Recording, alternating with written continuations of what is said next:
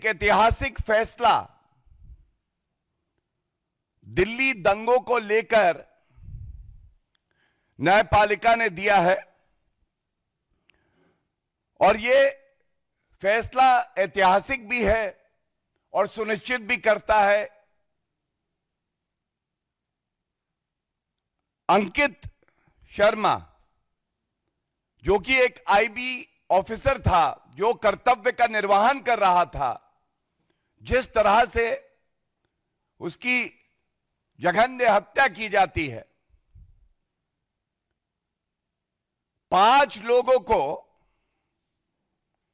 इसमें दोषी ठहराया गया है और सबसे पहले बहुत जिम्मेदारी और प्रमुखता से एक बात मैं उठाना चाहूंगा।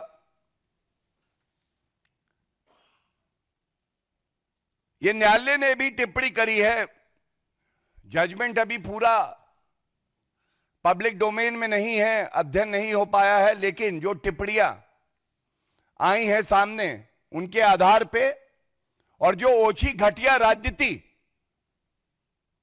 पापी आपके कन्वीनर अरविंद केजरीवाल गिद्ध संस्कृति का प्रतीक कांग्रेस पार्टी सोनिया गांधी और राहुल गांधी ने करी है, वो आपके समक्ष न्यायालय की टिप्पणियों के बाद जरूर रखूंगा। इसमें जो प्रमुख अभियुक्त था ताहिर हुसैन, ये ताहिर हुसैन की तस्वीर, जब ये जघन्य अपराध हुआ तब वो आम आदमी पार्टी का पार्षद था निर्वाचित। अरविंद केजरीवाल का खासम खास और नफरत करने वाला कानून से और हिंदुओं से। आज ताहिर हुसैन के खिलाफ 302 धारा इंडियन पीनल कोड की, 365 kidnapping, 153A promoting enmity between different groups, यह मामला सिद्ध हुआ और उसको सजा हुई है। इसके साथ 4 और लोग हैं, जावेद, अनास, नजीम और कासिम, जिनको सजा हुई है। जो बात न्यायालय ने कही है, मैं एक पंक्ति पढ़ रहा हूं। ही, Hussain, Tahir Hussain, instigated the mob when Ankit came forward towards this mob. जब अंकित शर्मा अपने कर्तव्य का पालन करके भीड़ के सामने आता है तो ताहिर हुसैन वो गुंडा है जो आम आदमी पार्टी में अरविंद केजरीवाल का दाहिना हाथ था, जिसने भड़काऊ बयान दिए और जिसने इस पूरी घटना को अंजाम दिया। और आगे कोर्ट कहता है, when the accused persons were acting in pursuance to a conspiracy and common object to kill Hindus, it covered killing of Ankit as well, for the reasons that Ankit was killed because he was a Hindu.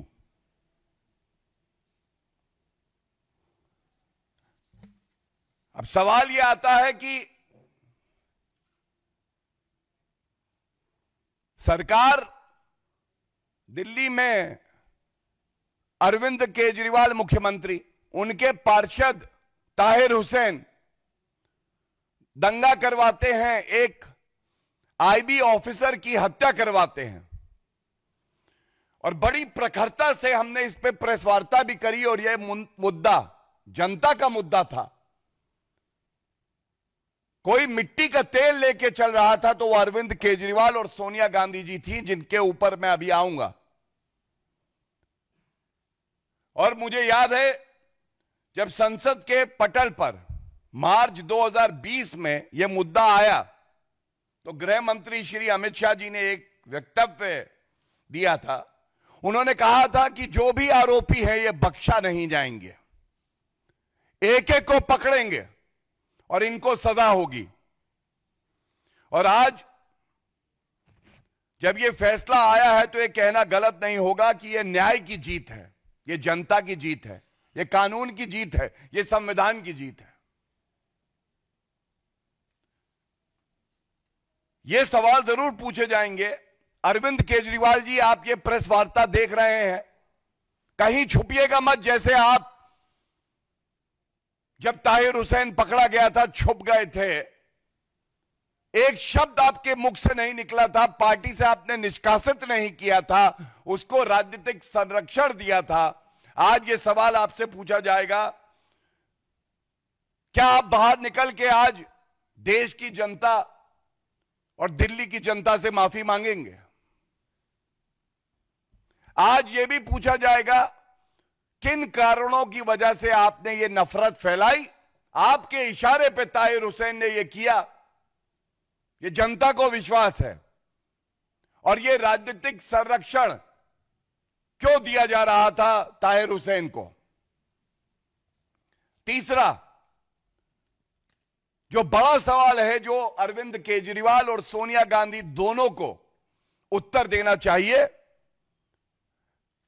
जब कानून अपना काम करता है, police अपना काम करती है, आईबी का हमारा जो अफसर है वो अपना काम करता है, तो ऐसा क्यों है कि घटिया ओछी राजनीति करने के लिए सोनिया गांधी और अरविंद केजरीवाल जाने जाते हैं, गिद्ध बन के लाशों पे जो राजनीति करते हैं और पीड़ित परिवार के साथ नहीं खड़े होते हैं।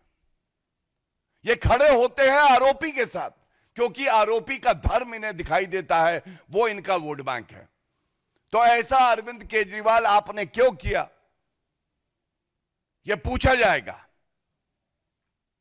और सबसे प्रमुख बात, क्यों अरविंद केजरीवाल से आज भी ताहिर हुसैन के तार जुड़े हैं? ताहिर हुसैन को राजनीतिक संरक्षण कोई दे रहा है तो अरविंद केजरीवाल आज भी दे रहे हैं। अमानतुल्लाह खान का आज का बयान, अमानतुल्लाह खान का बयान यह कहता है कि हमारे देश के न्यायालय ने साक्ष्य प्रमाण गवाहों की जो गवाही थी उसके बिना पे जो सजा दी है, यह दुर्भाग्यपूर्ण है।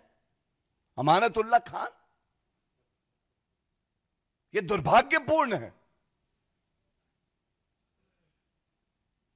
स्वर्गीय अंकित शर्मा जिसने देश के लिए शहादत दी, जिसके साथ जनता खड़ी है, भाजपा खड़ी है, उसके लिए एक शब्द नहीं, और एक दोष सिद्ध व्यक्ति के लिए कहते हैं यह दुर्भाग्यपूर्ण है। यह अमानतुल्लाह खान आज बयान देते हैं। क्या यह वोट बैंक की राजनीति नहीं है? न्याय से ऊपर अब अरविंद केजरीवाल हो गए, न्यायालय से ऊपर अरविंद केजरीवाल हो गए। और ये बहुत पीड़ा से, बहुत भारी मन से मैं एक बात कहूंगा, 51 बार अंकित शर्मा के पार्थिव शरीर में चाकू भोंकने के निशान थे, ये पोस्टमार्टम रिपोर्ट कहती है। 51 बार। इतनी नफरत, ऐसा द्वेष, और उसका कसूर क्या है? आईबी ऑफिसर अपना काम कर रहा है। और आज जब हम इस फैसले की बात कर रहे हैं, अमानतुल्लाह खान की इतनी हिम्मत पड़ती है कि वो बाहर निकल के कहते हैं कि धर्म देखा गया ताहिर हुसैन का, इसलिए सजा हुई, उसके साथ नाइंसाफी हो रही है। ये चरित्र, ये डीएनए है पापी आप अरविंद केजरीवाल का। और सबसे बड़ा दोषी अगर कोई है ताहिर हुसैन के साथ, तो वो अरविंद केजरीवाल हैं, जिसके इशारे पे ये हुआ और जिसने लीपापोती करी। मुख्यमंत्री थे, लेकिन एक शब्द अंकित शर्मा के लिए, और जो भारतीय नागरिक मारे गए दिल्ली दंगे में, करीब 60 लोग मारे गए, एक बार उनके लिए कुछ नहीं कहा। इसके साथ आज ये बात जरूर उठानी चाहिए, पुरजोर तरीके से उठानी चाहिए। आप याद करिए, ये दिल्ली के दंगे क्योंकि संसद में एक कानून पारित होता है, CAA, सिटीजनशिप अमेंडमेंट एक्ट। हमारा संविधान कहता है बिल लाया जाएगा संसद के पटल पर और वो पारित होगा या गिर जाएगा, ये पारित होता है। एक माहौल बनाया जाता है राहुल गांधी द्वारा, सोनिया गांधी द्वारा, कि जो मुसलमान हैं उनकी नागरिकता चली जाएगी। और आज बड़ी जिम्मेदारी से मैं सोनिया गांधी जी से, राहुल गांधी से, खड़गे जी से पूछना चाहूंगा, भारत के कितने मुसलमानों की नागरिकता चली गई? उत्तर है 0, एक भी नहीं। और अब मैं आपको याद दिलाता हूं कि सोनिया गांधी जी सबसे बड़ी गुनाहगार क्यों हैं, क्यों है राहुल गांधी गुनाहगार। ये दंगे जब साजिश की जा रही थी तो सोनिया गांधी का बयान है कि ये लड़ाई आर पार की लड़ाई है। घर से निकलो, आर पार की लड़ाई लड़ो। मैं पूछना चाहता हूं, जब किसी की नागरिकता जा नहीं रही थी, संविधान में कानून पारित होता है, तो यह आर पार की लड़ाई किससे थी? कारण क्या था? और सोनिया गांधी जी ने एक शब्द भी सौहार्द बना रहे, मैंने कानून पढ़ा है, उसमें ये अच्छाइयां हैं, ये कमियां हैं, ये सुझाव हैं, ये नहीं कहा, जो कि एक वरिष्ठ नेत्री को कहना चाहिए। उन्होंने कहा, मैं जनता को आह्वान देती हूं, खासकर मुसलमानों को, आपकी नागरिकता जाएगी, ये कांग्रेस कहती है, और उसके बाद कहती हैं आर पार की लड़ाई है। जब ऐसे भड़काऊ बयान कोई वरिष्ठ नेत्री धर्म के चश्मे से देख के देगी और दंगा होगा, तो उसकी जिम्मेदारी सोनिया गांधी जी को भी लेनी पड़ेगी। और इसके साथ ही इमरान मसूद, बोटी बोटी कर दूंगा इमरान मसूद, केवल नफरत, केवल जहरीले बयान, उनका भी एक बयान है। उन्होंने कहा कि ताहिर हुसैन को इसलिए टारगेट किया जा रहा है क्योंकि वो एक मुसलमान है।